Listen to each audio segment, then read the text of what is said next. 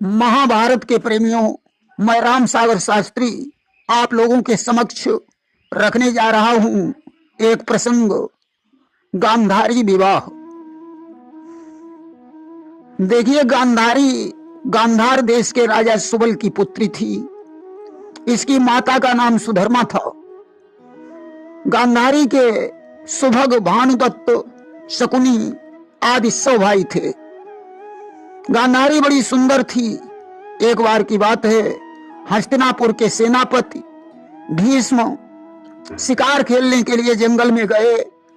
जब वे शिकार खेल कर लौटे तो राजा सुबल के महलों में चले गए कि हस्तिनापुरी के सेनापति एक दिन शिकार को आए हैं। करके शिकार जब लौटे तो महलों में भूप के धाए हैं।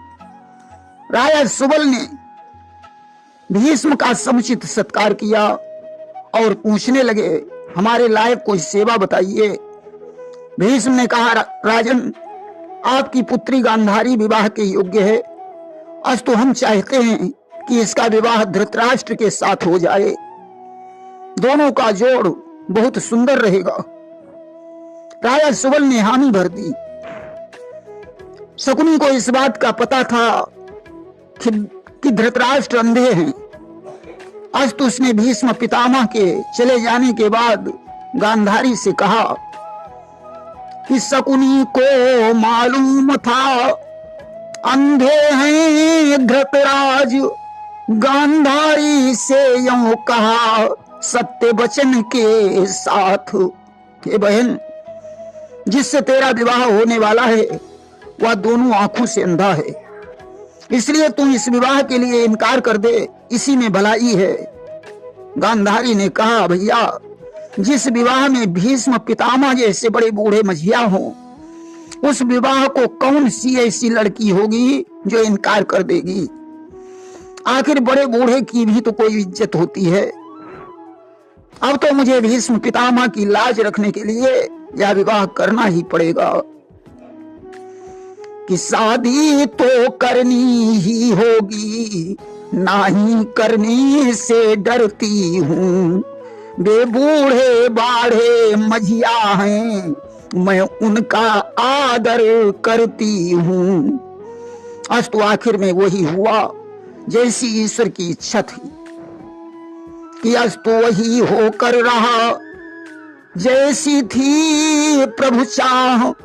गांधारी धृतराष्ट्र का आखिर हुआ विवाह। धृतराष्ट्र और गांधारी का विवाह हो गया। गांधारी ने तो उसी दिन से अपनी आंखों में पट्टी बांध ली थी जिस दिन इसे मालूम हुआ था कि मेरे पति अंधे हैं, कि जब ते सुनो हो तो पति आंधो और तब ते नयन माही पट बांधो। सजनों, गांधारी की कुंडली में वैधव्य दोष था, इसीलिए राजा सुबल उसका विवाह करने से डरते थे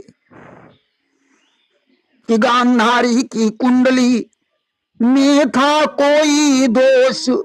शादी करने के लिए थे नृपाल खामोश, क्योंकि राजा सुबल को ज्योतिषियों ने बताया था कि राजन, इस पुत्री का विवाह जिसके साथ होगा वह अति शीघ्र मृत्यु को प्राप्त हो जाएगा। हे राजन, तेरी पुत्री का पति कभी न जीने पाएगा। जो इसके साथ विवाह करे वह सीधे यमपुर जाएगा। राजा ने ज्योतिषियों से उपाय पूछा कि आखिर इस दोष का निवारण कैसे होगा, क्योंकि कन्या तो पराया धन होती है, उसे मैं कुंवारी भी तो नहीं रख सकता हूं। तब ज्योतिषियों ने बताया, राजन, एक बकरे के साथ गांधारी का विवाह करके 7 भामरी डालकर उस बकरे का बलिदान कर दो, वैधव्य दोष नष्ट हो जाएगा। कि बे बोले बकरे के संग में पहले तो इसका ब्याह करो, सातों फेरों के बाद भूप उस बकरे का बलिदान करो। अस्तु राजा ने वैसा ही किया। एक बकरे के साथ गांधारी की भामरें डालकर उसका बलिदान कर दिया। जिस समय धृतराष्ट्र को यह पता चला कि गांधारी विधवा थी, उसका एक पति मर चुका है, अब तो उसके क्रोध की सीमा नहीं रही कि विधवा होने की खबर पड़ी अंध के कान, क्रोधित हो उसने किया सुबल नगर प्रस्थान। आज धृतराष्ट्र ने सुबल नगर में पहुंचकर राजा सुबल और सुधर्मा को 100 पुत्रों के सहित बंदी बनाकर जेल में डाल दिया कि सुबल सुधर्मा पुत्र सब दिए जेल में डाल, एक मुट्ठी चावल दिए नित्य निमित्त नृपाल। खाने के लिए उन्हें एक एक मुट्ठी चावल रोज देता था। भला एक मुट्ठी चावल खाकर वे कैसे जी सकते थे? सभी लोग शकुनी से विशेष प्रेम करते थे क्योंकि शकुनी सबसे छोटा था। अतः सभी ने मिलकर सलाह की कि एक मुट्ठी चावल से हम लोग नहीं जी सकते हैं, इसलिए सभी चावल शकुनी को दे दो, जिससे वह जीवित बना रहेगा। कि सबसे ज्यादा था उन्हें शकुनी से अनुराग, इसीलिए दे रहे थे अपना अपना भाग। अब तो राजा सुबल, सुधर्मा और 99 पुत्र मरणासन्न हो गए।